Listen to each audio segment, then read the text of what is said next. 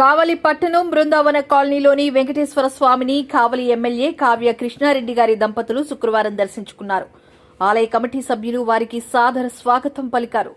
ఆలయంలో ప్రత్యేక పూజలు నిర్వహించారు. కావలి ప్రజలు సుఖ సంతోషాలతో ఉండాలని కోరుకున్నారు.